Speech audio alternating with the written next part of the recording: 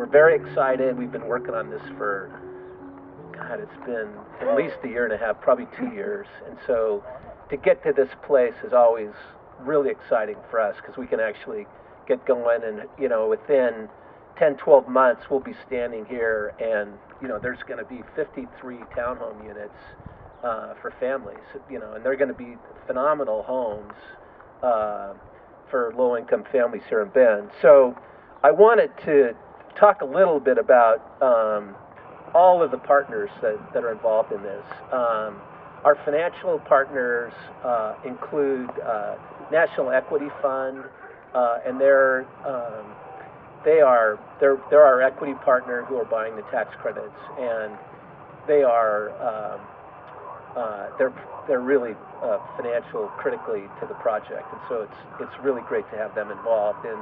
And they're also we sort of paired this with 2 rehabs, and they're doing all 4 projects, and it's very exciting for us. We closed those 2 last week, and we're closing the others tomorrow, so it's pretty fun. And then there's, of course, Washington Federal, who's providing the construction and permanent financing through bonds. Shelley Pack and Dave Huckins are here, and they've been working a long time on the project too, and so it's exciting to have them. And then, of course, the City of Bend. I mean, the City of Bend is actually putting in $1.1 million in affordable housing fee loan on this project. So it's actually a no-interest loan for 30 years, and it really makes this deal work. And so and without their participation, it would not have happened. And then finally, the state of Oregon Housing Community Services is putting in about $2.6 million in grant funding, and those two gap pieces were sort of essential to make this deal go. And so we're really very, very happy. And then we have a couple of service providers that were sort of integral to making this project happen. One of them is Neighbor Impact, with whom we've done a number of projects, and we continue to do more. And so we've created some set-asides at both Moonlight across the street and Daggett here, and they're for homeless families or for families who are at risk of homelessness. And then there's also a small set-aside for families involved in reunification. So it's where someone has had issues with the law, and the Neighbor Impact is providing some transitional support for them to sort of reunite them with their families. And so that's a real problem today for folks. And then we have a set aside for in a partnership with Mosaic Medical, with whom we've also been involved in a number of projects, and they're going to actually provide support for a couple of folks, for a couple of households here who will have complex medical issues. So these 2 properties are going to provide some housing and a home for people who are really sort of direly in need, in addition to just being low income. So I want to, and then I also want to thank our development partners, Home First Development. Rob Justice has been really fun to work with, and he's been sort of integral to making this project happen. Silco Construction, Don Sylvie is the owner, and he's an integral part to this project already. And hopefully they'll be breaking ground like ASAP. So we're very excited to get going on that. Say the word. We just got to get the city to get us some permits. So we'll be ready to go. The money's dropping tomorrow, so we're pretty excited. So we have a number of speakers who want to come and share some thoughts. In addition to the people that are actually on the agenda, we were able to woo Sally Russell, Mayor Pro Tem, to come and visit with us this morning. And Sally, why don't you come up and offer some words? Thanks, Tom. Hi, everyone. I'm Sally Russell, your Mayor Pro Tem, and I'm actually going to ask Neva Body to come up too, who's my colleague on council. And I got to say, I mean, it takes a village to build affordable housing. And I also have to thank my predecessors on council, because that 1.1 million comes out of a revolving loan fund.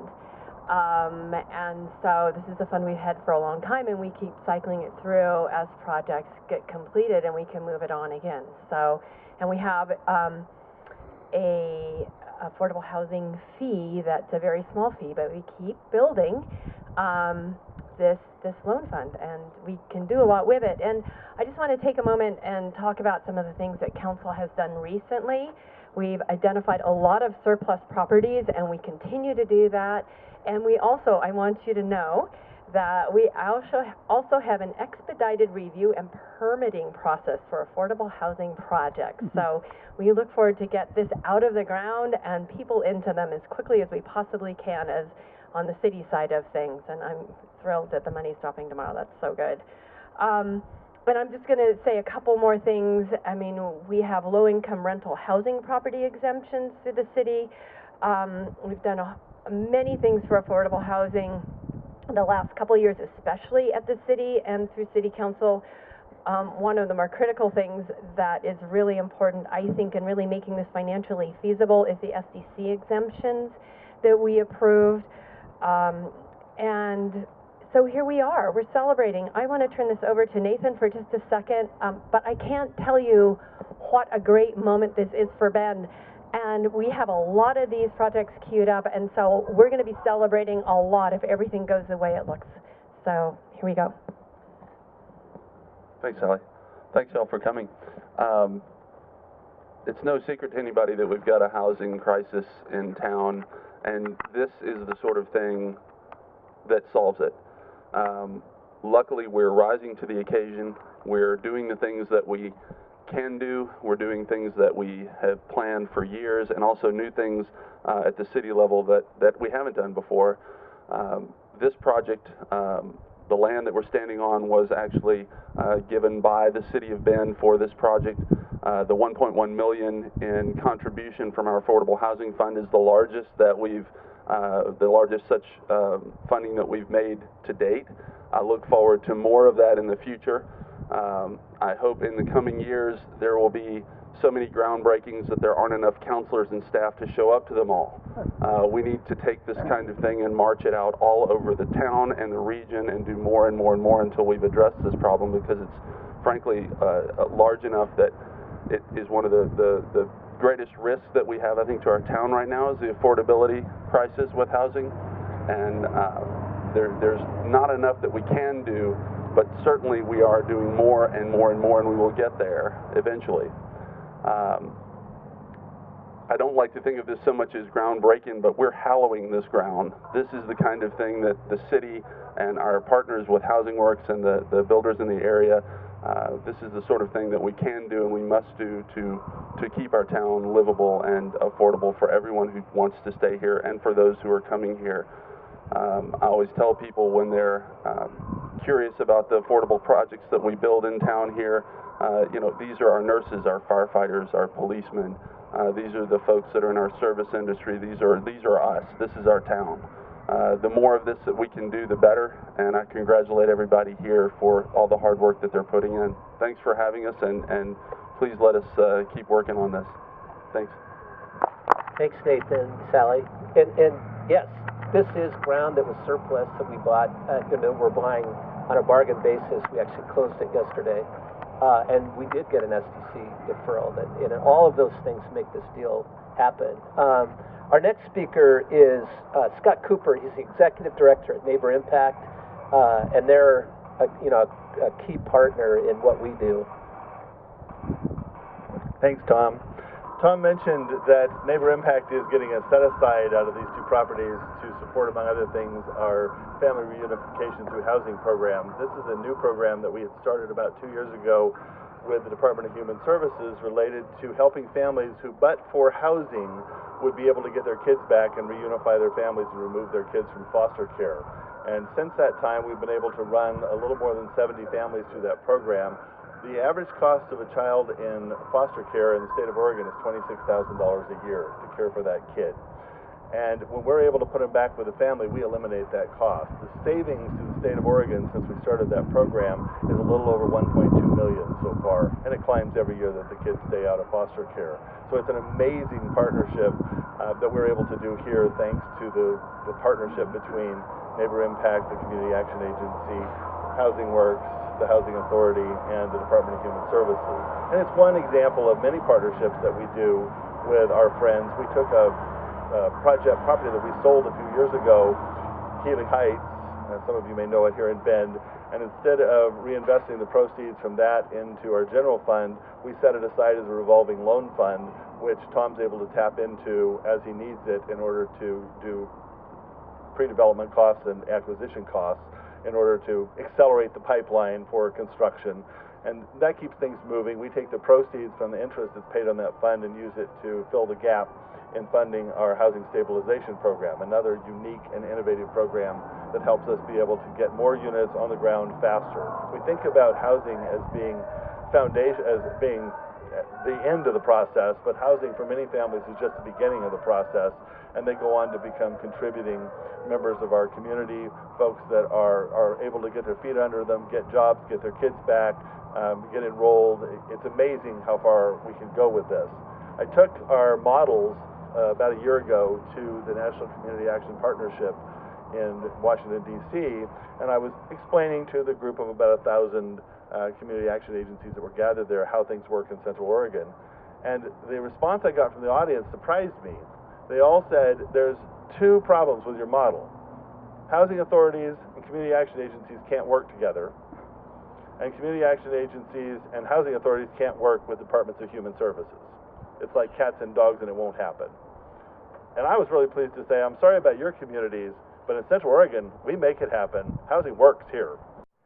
Our last speaker is Dave Huckins, and so he's the Business Banking Division Manager here in the Bend region for Washington Federal. And as you know, you can only build what you can finance, and so Dave and his crew are very important to making this happen. Dave? Shelley, you want to come up too? Sure.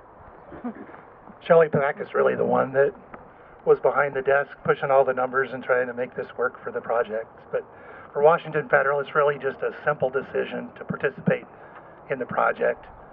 Simple because we know of the need for affordable housing in the community, and we also know that Housing Work has been able to put several projects in place that are high quality, attractive, and sustainable, and we want to support that. And so we are very honored to be a partner in the project and look forward to its completion and the opportunity. Thank you, Tom and group, for the opportunity. Thanks, Dave and Shelley. So the last thing I wanted to do was, so Claire Sequin, who's the director at Oregon Housing and Community Services, wasn't able to come today, but she sent a letter and she requested that it be read today. And so I want to read an excerpt from that. I'm sorry I cannot attend this event today, but wanted you to know that all of us at Oregon Housing and Community Services are with you in spirit as you celebrate this important accomplishment. Your work and the work of everyone in the community continues to have an impact on the lives of so many in need of affordable housing. We at OHCS are very proud to be a partner with all of you in these efforts, and we look forward to more events like this in the coming years. So, nice thoughts. So, anyway, so that's it. Thank you for coming out. We want to do the ceremonial gold shovel thing, so let's do that right now.